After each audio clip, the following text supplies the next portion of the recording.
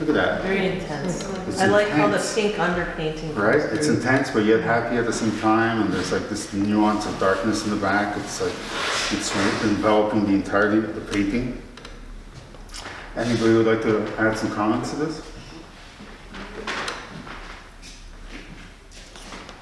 Composition? Works. Directs us back up here, you see that? Okay. The size, the difference in sizes. I like the intensity of the color here. The color scheme works very well.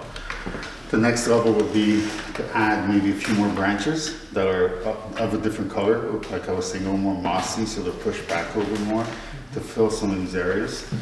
And possibly decide as to whether we want to keep this like that, or do we want to introduce some more background florals that are not as vibrant as this, but we kind of sort of see that there's something going on. You need to decide in a way whether it's going to be a nighttime depiction or is it going to be a natural color for the background. See what I'm saying? Like, are we putting it within a setting? Is where do we land with this? I'm asking you, how do you feel about it?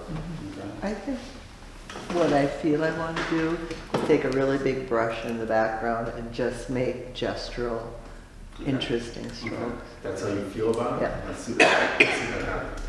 So that whole thing is like, let's take it out of the potential and let's make it real. Let's see it. Let's find out. Let's find out. What color would you do that?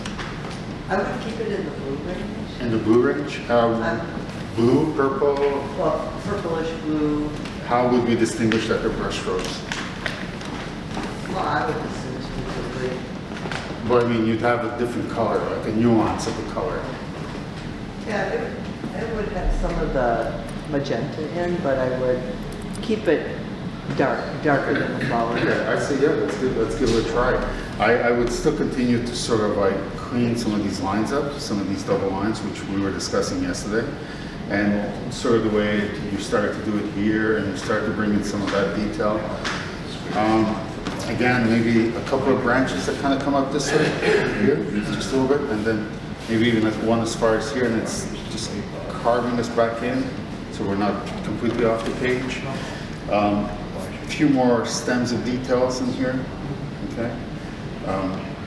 Clean this shape up so it doesn't look so, because this has a definitive shape, okay, which we looked at that yesterday, remember? I just realized that doesn't have a stem. Right, and that's what you guys start looking at. There's some disconnections that are happening in the painting, because it is a beautiful painting. I mean, the colors, they're striking, it's happy, but then when you start to have sort of these disconnections, and you gotta bring those in, okay? You're on the borderline of like, between sort of like an impressionist painting and edging towards realism, so decide where you want to sit with it, okay? Yeah, I feel that teeter-totter.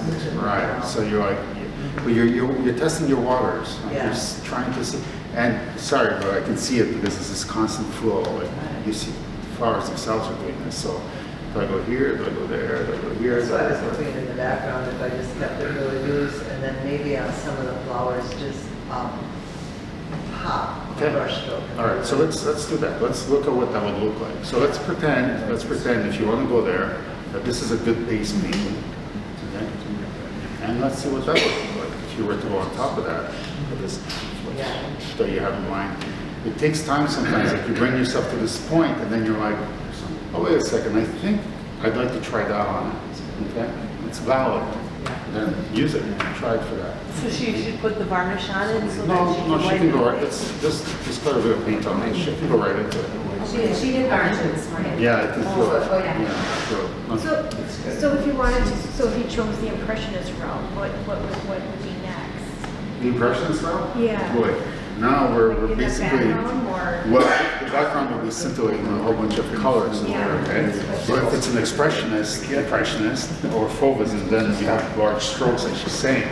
But then when you start to get into things like this, then I would say, open a book of Manet, not Monet, Manet, because Monet would drive you insane with his colors, but Manet, Cézanne, all right, and take a look at how they would render something like that and emulate that. Van Gogh, definitely, like emulate his brush strokes, Yeah. and take it to that level. Let's see what that looks like. Why would you not?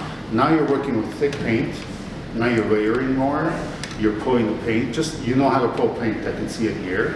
It's just that you're not working with a thick paint. Let's make the paint thick. Let's find out. I taught myself how to paint with, Van Gogh taught me how to paint officially. He was the one, yeah. He and I did a whole bunch of paintings together. I mean, really, I got into his psyche and I said, let me find out who you are. And I studied Van Gogh. I went in. I said, let's go. Let's Van Gogh, let's go. Let me find out how you paint. And Manet, I did an entire study of Manet. Cézanne, I learned how to draw from Degas. Degas taught me drawing. I looked at that and I'm